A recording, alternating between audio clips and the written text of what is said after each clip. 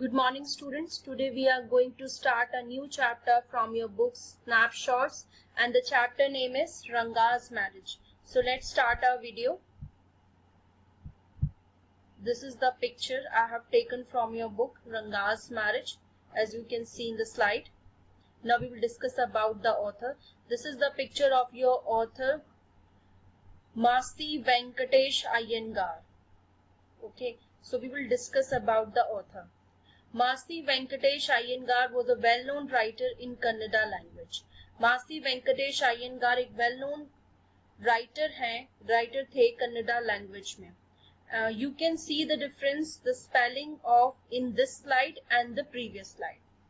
Beta, you can get two spellings of a same person's name. In the previous slide, you can notice the spelling of Venkatesh Iyengar, M-A-S-T-I. And in this slide, you can see the spelling M-A-S-H-T-I. And you can see the difference, the spelling of Venkatesh, V-E-N-K-A-T-E-S-H-A. And in this slide, you can notice the spelling of Venkatesha, V-E-N-K-A-T-E-S-A. Both spellings are correct, but you can get this different spelling of a same person's name, but both spellings are correct. Okay, दोनों spellings सही हैं, आपको Google पर दोनों spellings ही मिल जाएंगी, but both spellings are correct. He was born on 6 June 1861 in a Hongahalli in Kollur district of Karnataka in a Tamil language speaking Sri Vaishnavaste family. अब इनका birth हुआ था 6 जून 1861 होंगहल्ली विलेज के कोलूर डिस्ट्रिक्ट है कर्नाटका में इन तमिल स्पीकिंग एक तमिल बोलने वाली फैमिली में वैष्णवस्ते फैमिली में इनका बर्थ हुआ था. He spent his early childhood in a Masti village. उन्होंने अपना जो अर्ली चाइल्डहुड का टाइम पीरियड था वो मास्ती विलेज में स्पेंड किया. He obtained a master's degree in English literature in 1914 from Madras University. इन्होंने मास्टर्स की डिग्री ली थी इंग्लिश लिटरेचर में 1914 में मद्रास यूनिवर्सिटी से. After joining the Indian civil service, he held various positions of responsibility in different parts of Karnataka, rising to the rank of district commissioner. अब Indian civil services को join करने के बाद उन्होंने अलग अलग उन्हें पोजीशन मिली, अलग अलग रिस्पॉन्सिबिलिटीज मिली डिफरेंट पार्ट्स ऑफ कर्नाटका में. डिस्ट्रिक्ट कमिश्नर भी बने. After 26 years of service, he resigned in 1943 as a protest when he did not get the post equivalent to a minister which he deserved, and a junior was promoted ahead of him. 26 years की service के बाद उन्होंने अपनी जो designation था उसे resign कर दिया एक प्रोटेस्ट के फॉर्म में, एक रिवोल्ट, एक विद्रोह के फॉर्म में 1943 में. when he did not get the post equivalent to a minister, जब उन्हें बराबर की मिनिस्टर के बराबर की पोस्ट नहीं मिली, जबकि which he deserve, जो कि वो डिजर्व करते थे, और जबकि उनके जूनियर को प्रमोट कर दिया गया. He wrote some pieces in English and then switched over to write in Kannada language.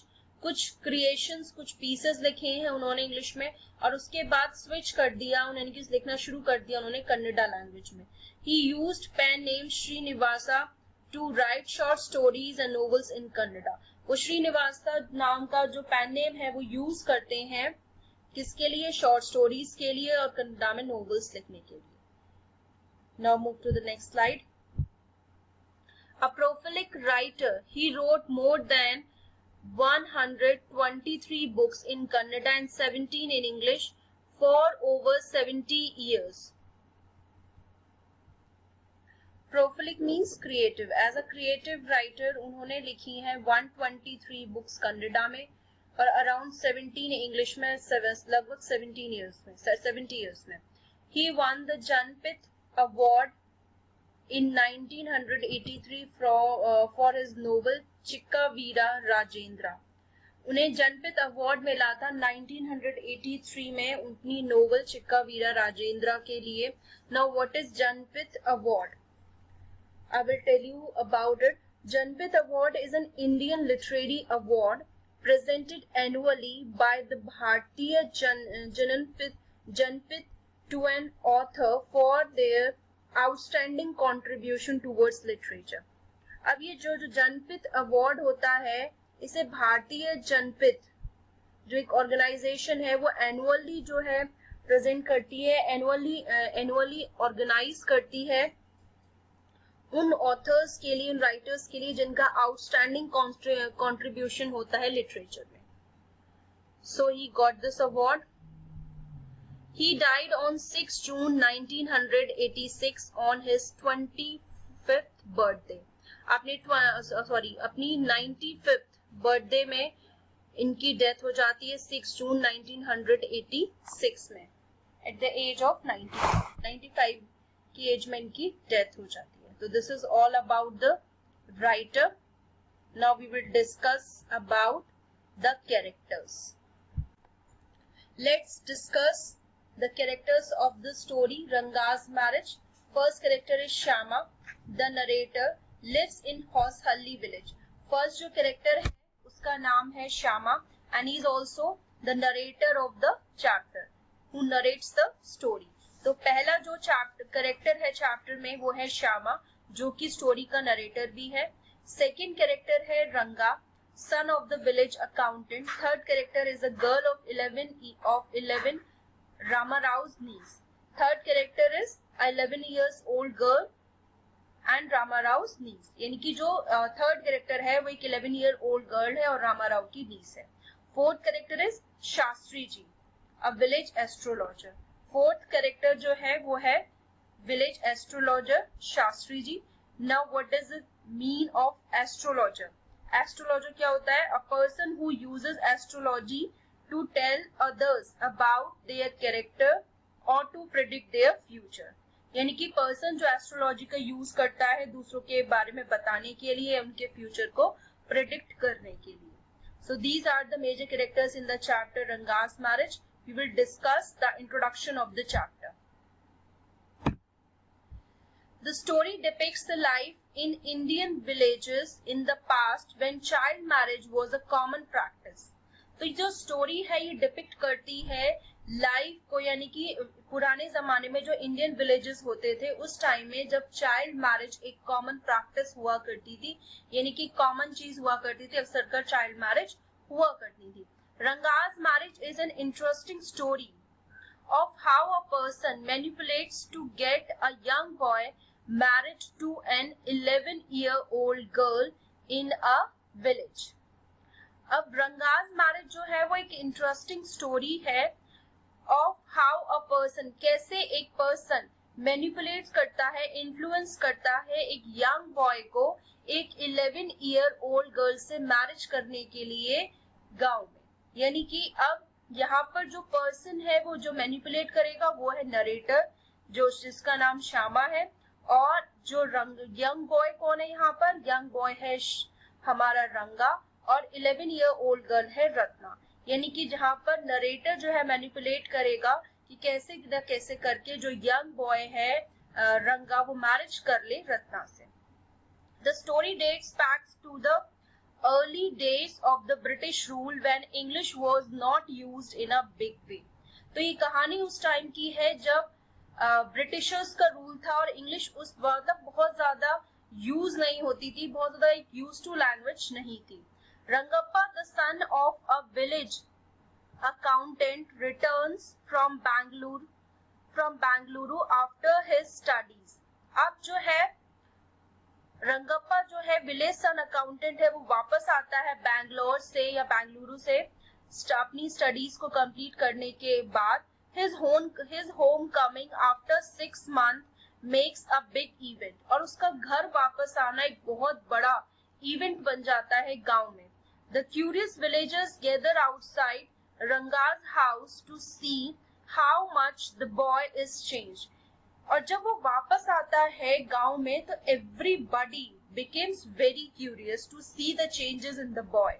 हर एक कोई बहुत ज्यादा क्यूरियस हो जाता है, बहुत ज्यादा एक्साइटेड हो जाता है कि जब वो शहर से वापस आया है तो उसमें क्या चेंजेस होंगे, उसकी पर्सनालिटी में क्या क्या चेंजेस होते हैं, क्या क्या चेंजेस हुए हैं। तो सारे बहुत क्यूरियस हो जाते हैं, बहुत क्यूरियोसिटी डेवलप हो जाती है रंगा को देखने के लिए। The narrator discusses the issue of marriage with रंगा। और उस टाइम में जब नरेटर मिलता है रंगा से तो डिस्कस करता है मैरिज के बारे में रंगा के साथ। He talks to him to hear his ideas about marriage। वो बात करता है रंगा से शादी के बारे में ताकि वो उसको जान सके नरेटर की मैरिज के बारे में उसके क्या व्यूज हैं। He resolves to get the boy married to a very young and immature 11-year-old girl Ratna. और वो उसको किसी न किसी तरीके से राजी कर लेता है उस रंगा को शादी करने के लिए उस एक बहुत ही छोटी और एक इमेच्योर 11-year-old गर्ल रत्ना के साथ। He seeks the support of Shastri's astrology to bring Ratna round। और रत्ना तक पहुंचने के लिए वो किस seeks means search, ये seeks means we can say help और support लेता है शास्त्री की एस्ट्रोलॉजी का। And रंगा forgets his idealism and settles down happily। और रंगा जो अपनी आइडियोलॉजी थी कि he wants to marry with a mature girl, जो एक सिटी आइडियोलॉजी थी रंगा के अंदर, वो सारी बातें वो भूल जाता है, वो सारे आइडियलिज्म्स को भूल जाता है और अल्टीमेटली मैरिज कर लेता है रत्ना के साथ। So this is the introduction of the chapter Ranga's marriage। Now the theme.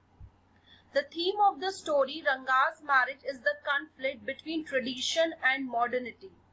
अब ये जो स्टोरी है रंगा's marriage एक conflict क्रिएट करती है ट्रेडिशन के बीच में और मॉडर्निटी के बीच में, यानी कि जो हमारे ट्रेडिशंस हैं, जो हमारी परंपराएं हैं और जो हमारी आधुनिकता है, उन दोनों के बीच में conflict क्रिएट करती है। एक कहना चाहिए क्लैश जो है उसको रिप्रेजेंट करती है। Ranga's marriage is a conflict between traditional thought and modern thought।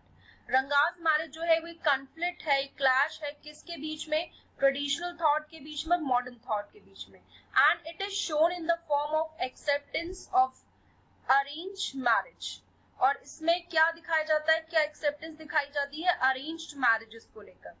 Arranged marriage is old fashioned and Ranga strongly believes in this। Arrange marriage जो है बहुत ही ओल्ड फैशन है और रंगा इस चीज में स्ट्रांगली बिलीव करता है। Now we will discuss the summary. Rest of the thing you can come to know in the summary। So let's discuss the detailed summary। 10 years ago when village accountant sent his son Ranga to Bangalore for studies। लगभग 10 साल पहले जो है village accountant अपने बेटे रंगा को भेजता है बैंगलोर में अपनी स्टडीज के लिए। The situation in the village was different. उस टाइम में कंडीशंस थोड़ी सी अलग थी। People never use to use English words while talking in Kannada, their mother tongue. उस टाइम में लोग बोलते बोलते अपनी लैंग्वेज के बीच में जो भी उनकी मदर टंग है, इसमें कन्नड़ा मदर टंग है, तो उसके बीच में इंग्लिश वर्ड्स को यूज करने का ट्रेंड या चलन नहीं था जैसे कि आजकल है। whenever we speaks our mother tongue we generally use English words। तो कहने का मतलब ये है कि इंग्लिश उस टाइम में इतनी जो है प्रोमिनेंट लैंग्वेज नहीं थी। But now they do it with an abominable pride। Abominable means hateful। तो कहने का मतलब ये है, I will repeat the line, I will read the line again। There's the line, people never used to use English words while talking in Kannada, the mother tongue, but I got the line, but now they do it with an abominable pride। लेकिन अब जो करते हैं बहुत ही pride वे में करते हैं। अबॉर्नेबल का मतलब वैसे तो डिस्गस्टिंग होता है, हेटफुल होता है, और अबॉर्नेबल जो वर्ड यूज किया गया वो इसीलिए क्योंकि हम लोग अपनी मदर को इतना रिस्पेक्ट, अपनी मदर टंग को इतना रिस्पेक्ट नहीं देते और दूसरी की जो मदर टंग है, इनकी जो दूसरी लैंग्वेज है उसको ज्यादा प्राइड फील करते हैं when we use that language, जब हम उस लैंग्वेज को यूज करते हैं. That's why I use this word here. For instance, example के लिए, Rama Rao's son was not ashamed to use the word change while buying some firewood from a woman who knew no English, thereby creating confusion. अब इसमें example के लिए दिया गया है कि यहाँ पर ये अबॉमिनेबल वर्ड क्यों यूज किया गया है, क्योंकि रामा राव जो है, रामा राव का जो सन है रंगा, जब वो फायरवुड खरीदता है और उस लेडी के साथ वो चेंज वर्ड यूज करता है जिसको इंग्लिश नहीं आती, यानी कि जिस आपको पता है कि सामने वाले को वो लैंग्वेज नहीं आती, तो I think there is no need to use that language. उस लैंग्वेज को यूज करने का कोई मतलब नहीं बनता. तो इसीलिए यहाँ पर इसमें उसको शेमफुल फील नहीं होता कि भाई एक ऐसी लेडी के सामने चेंज वर्ड यूज करता है, चेंज वर्ड यूज कर रहा है जिसको उसका मतलब ही नहीं पता. इसीलिए यहाँ पर कंफ्यूजन क्रिएट हो जाता है. Now people are so fond of the foreign language and education that Ranga's homecoming is made a big affair. आजकल जो लोग हैं वो बहुत ज्यादा अब जो लोग हैं वो बहुत ज्यादा शौकीन हो गए हैं, बहुत ज्यादा उन्हें इंटरेस्ट आता है, बहुत प्राइड फील होता है जो फॉरेन लैंग्वेज को यूज करते हैं. एंड एजुकेशन, और आजकल एजुकेशन में जैसे वी यूज इंग्लिश. रंगा होम कमिंग, इसीलिए रंगा की जो होम कमिंग है उसकी वापसी एक बहुत बड़ा अफेयर, एक बहुत बड़ा इवेंट बन जाता है. People crowd his house to see if he has change, और लोग वहां पर इकट्ठे हो जाते हैं देखने के लिए कि उसमें क्या चेंज हुए हैं रंगा में.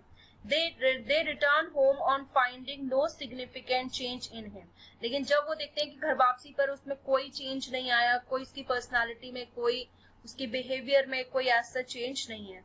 The narrator is particularly happy to find the boy still quite cultured as he respectfully does namaskara. और जो नरेटर है वो इस चीज को देखकर बहुत खुश होता है कि उसने उसको देखकर नमस्कार किया. The narrator spontaneously blesses him saying, "May you get married soon." और वो उसको bless करता है किसके लिए, किस चीज के लिए, कि तुम्हारी शादी जल्दी हो जाए. So move to the next slide. But the boy is not ready for marriage. He says he is of the opinion that one should better remain a bachelor than marry a young girl.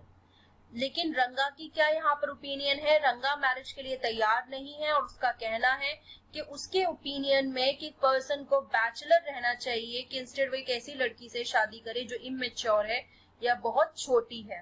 As the custom of the village, जैसे कि गांव का रिवाज है. The narrator is disappointed to hear this, but as he sincerely disappointed to the narrator is disappointed to hear this, but as he sincerely wants Ranga to get married and settle to be of some service to the society.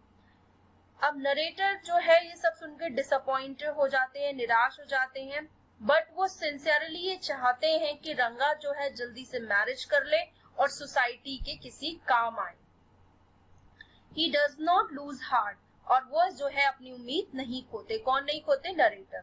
He takes a vow to get him married, and to that a young girl of 11 by the name of Ratna, Rama Rao's niece, who has of late come to Horsehalli to stay for a few days. अब यहाँ पर क्या होता है, और वो इस चीज के लिए बहुत फर्मली डिटरमाइंड हो जाते हैं, शपथ ले लेते हैं, पूरा डिटरमाइंड हो जाते हैं कि वो जो है मैरिज करवाएंगे किसकी, रंगा की किसके साथ, यंग छोटी लड़की के साथ जो कि 11 इयर्स की है, जिसका नाम है रत्ना, रामा राव की नीस है, जो अभी हौसहल्ली में आई है कुछ दिन पहले हौसहल्ली गांव में रुकने के लिए, कुछ दिनों के रुकने के लिए. Now the narrator plans to make the prospective bride and the bridegroom meet each other. अब जो हमारे नरेटर हैं वो एक प्लान करते हैं कि कैसे इन दोनों की जो है एक मीटिंग करवाई जाए, कैसे इन्हें मिलवाया जाए. प्रोस्पेक्टिव का मतलब होता है, प्रोस्पेक्टिव मीन्स पॉसिबल, कि कैसे इम्पॉसिबल वुड बी ब्राइड और ब्राइडग्रूम की एक मीटिंग को अरेंज किया जाए. So he does by asking Rama Rao's wife to send Ratna to his house to fetch buttermilk. तो वो रामा राव की वाइफ से कहते हैं कि रत्ना को उनके घर भेज दें क्या लेकर, बटर मिल्क लेकर। As Ratna arrives, she is asked to sing. जैसे ही रत्ना आती है उसे गाना गाने के लिए कहा जाता है। As planned, that very moment, Ranga arrived and gets mesmerized by Ratna's singing and almost instantly falls in love with her, being oblivious of his theories regarding child marriage. अब यहाँ पर जो नरेटर है वो प्लान करते हैं, वो क्या प्लान करते हैं, let's see.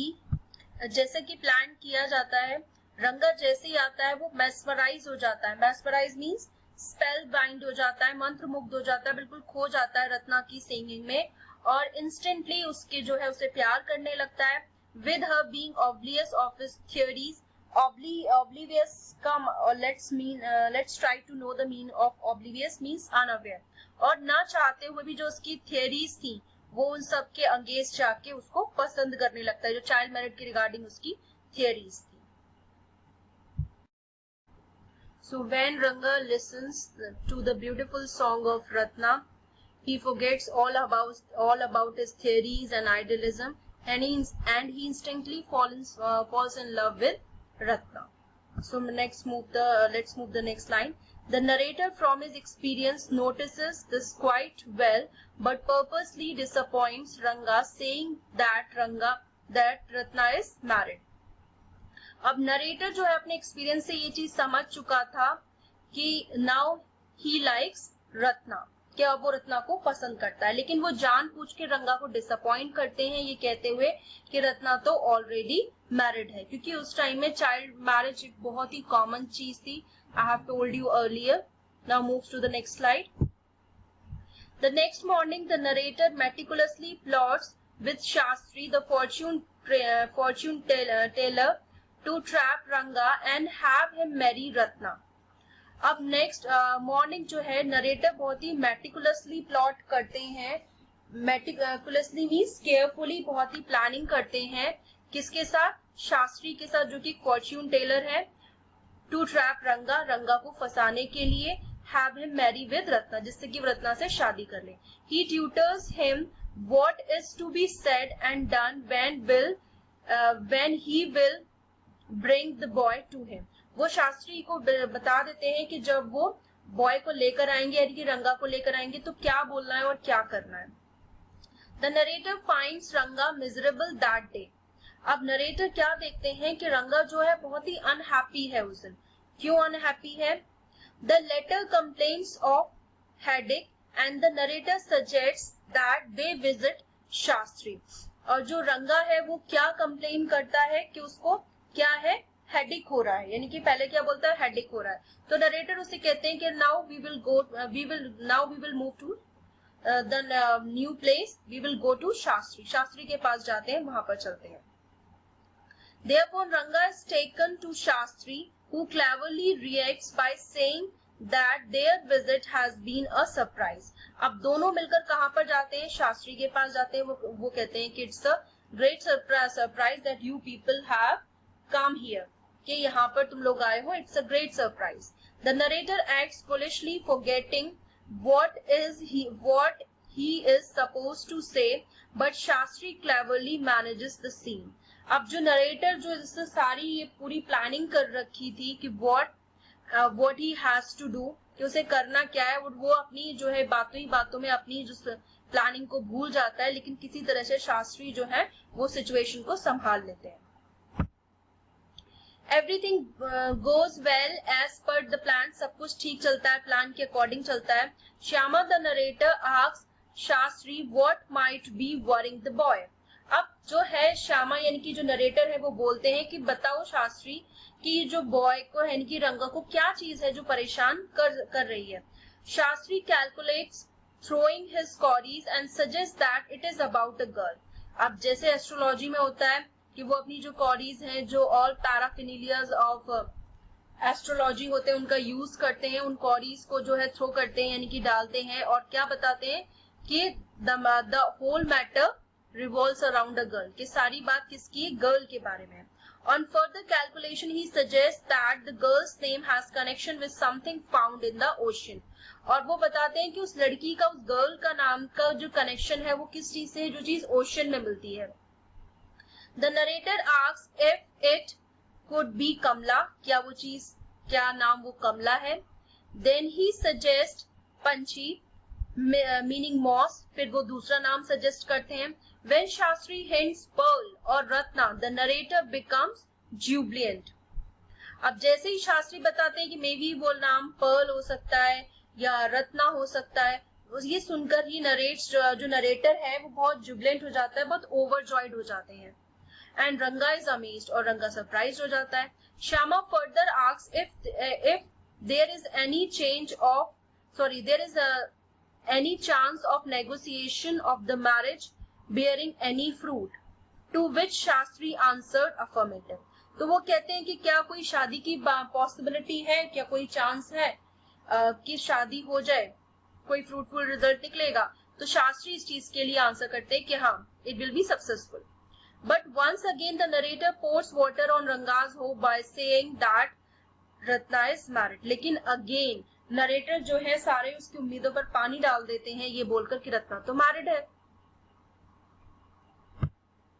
However, on the way, the narrator enters Rama Rao's house and comes out of the house to inform Ranga that Ratna is unmarried and the previous information about her marriage was wrong. अब जब वो लोग रास्ते में से वापस आ रहे होते हैं तो वो रामा राव के घर चले जाते हैं और घर से वापस आके बताते हैं रंगा को कि रत्ना तो अनमैरिड है और जो प्रीवियस इंफॉर्मेशन है वो पहले की इंफॉर्मेशन गलत थी. Now visibly Ranga's joys have no limits. अब तो रंगा की खुशी का कोई लिमिट ही नहीं थी, कोई ठिकाना ही नहीं था. When the narrator asked him weather whatever the astrologer told is right, he admits that it is true and further adds that there is more truth in astrology than he thought. अब narrator कहता है रंगा से कि जो भी astrologer ने कहा था वो सारी बातें सही हैं और वो तो जो सोचते थे उनकी उम्मीद से ज्यादा जो है एस्ट्रोलॉजी अच्छी निकली जैसा कि वो सोचते थे. मतलब पहले बहुत ज्यादा ट्रस्ट नहीं था लेकिन अब बहुत ज्यादा उन्हें ट्रस्ट हो गया. अब उनकी उम्मीद से ज्यादा सही बातें एस्ट्रोलॉजर की निकली है. Later, the narrator informs Shastri about the success story and makes a sarcastic comment about astrology. अब बाद में जब वो रंगा को सारी बातें ने घर तक छोड़कर आ जाते हैं फिर वो आके नरेटर बताते हैं शास्त्री को कि स्टोरी जो हमारी प्लानिंग थी वो कितनी सक्सेसफुल रही और सार्कास्टिक कमेंट करते हैं एस्ट्रोलॉजी पर. मतलब एक आयरॉनिक कमेंट करते हैं, मजाक उड़ाते हैं एस्ट्रोलॉजी का. But Shastri is not ready to accept. लेकिन शास्त्री जी एक्सेप्ट नहीं करते उनके सार्कास्टिक कमेंट को और कहते हैं he says that the former gave only the hints and whatever he said was the result of his calculation. कि तुमने तो केवल हिंट दी थी, बाकी सारी कैलकुलेशन तो मेरी अपने आप ही है, अपने आप ही मैंने की है. तो वो सार्कास्टिक कमेंट को एक्सेप्ट नहीं करते हैं Shastri ji. Whatever the case might be, Ranga finally gets married to Ratna. जो भी बात रही रंगा की फाइनली शादी हो जाती है रत्ना से. And father's 2 children. Moreover, Ratna is now 8 months pregnant. अब जो है 2 बच्चे हो जाते हैं उनके और रंगा Ratna is now 8th month pregnant. Ratna is 8th month pregnant है. Narrator is invited to the birth anniversary of Ranga's child who was named after the narrator as Shyama. अब उनकी जो बच्चे की बर्थडे है उसकी थर्ड बर्थ एनिवर्सरी है रंगा के बच्चे की. तो उन्होंने नरेटर को इनवाइट किया है और जैसे कि ट्रेडिशन है उन्होंने नरेटर के नाम पर अपने बच्चे का नाम श्यामा रखा है. On finding this, ये जब उन्हें पता चलता है नरेटर को, the narrator mildly chides Ranga, saying that he knows that it is the English custom to name the child after someone likes, but it is not fair to name Shyama because he is fair complex. अब वो क्या बोलते हैं कि वो चाइड्स का मतलब है स्कोल्ड, कि वो डांट लगाते हुए बोलते हैं कि जब मुझे पता है कि एक इंग्लिश कस्टम है कि जिसको आप पसंद करते हो उसके नाम पर अपने बच्चे का नाम रखो, लेकिन ये चीज ठीक नहीं है क्योंकि तुम्हारा बच्चा जो है वो फेयर कॉम्प्लेक्शन का है, उसका रंग साफ है. All said and done, it is interesting to find how Ranga forgets what he learned about happy marriages in the city. अब सारी बातें हो जाती हैं, सारे काम हो जाते हैं. अब यहाँ पर इंटरेस्टिंग बात क्या है वो ये है कि रंगा ने जो कुछ भी सीखा था हैप्पी मैरिज के बारे में सिटीज में, and gives him to the far deeper influences the village customs and traditions on him. और उसके ऊपर जो इन्फ्लुएंस था विलेज कस्टम्स का, ट्रेडिशंस का, जिसे वो जिस चीज के लिए वो अनकॉन्शियस था। And why not is it easy to do away with all that one learns so unconsciously day and night in the society one grows up in. कहने का मतलब क्या है कि ये आसान नहीं है, जहां इंसान दिन रात पलता बढ़ता है, बड़ा होता है, अनकॉन्शियसली यानी कि चाहते या ना चाहते हुए भी वो उन चीजों से ज्यादा इन्फ्लुएंस हो जाता है जिन चीजों को वो कहीं और जाके सीखता है। और इस चीज का इम्पैक्ट फाइनली स्टोरी में नजर आता है, क्योंकि रंगा शहर जाके जब वो पढ़कर वापस आता है तो उसकी एक आइडियोलॉजी होती है कि he wants to marry with a mature girl, लेकिन फाइनली, और वो लव मैरिज की तरफ ज्यादा इंक्लाइंड होता है, लेकिन फाइनली वो अरेंज मैरिज करता है with immature girl, with a young girl, एक छोटी लड़की के साथ और एक इमेच्योर गर्ल के साथ। So this is all about your summary of the chapter. Now move to the next slide. Message. अब क्या मैसेज हमें मिलता है? Now let's read. Ranga's marriage is a conflict between traditional thought and modern thought, and it is shown in the form of the acceptance of arranged marriage. अब Ranga's marriage जो chapter है, ये जो स्टोरी है, वो एक कॉन्फ्लिक्ट को represent करती है ट्रेडिशनल थॉट और मॉडर्न थॉट के बीच में, और ये दिखाया जाता है कि एक्सेप्टेंस दिखाई जाती है अरेंज मैरिज को लेकर। Arrange marriage is an old fashion and Ranga strongly believes in this. Arrange marriage जो है वो एक ओल्ड फैशन है और रंगा इसमें स्ट्रांगली बिलीव करता है। He also believes that only people who truly love one another should be married, और उसका ये मानना है कि हमें केवल उससे ही शादी करनी चाहिए जिसको हम पसंद करते हैं। So that is all about chapter. I have told you the summary, the message, the theme, each and everything. So listen to the video very carefully. If you have doubt, you can ask, you can make a call, or you can ask in the group. So thanks for watching. Thank you.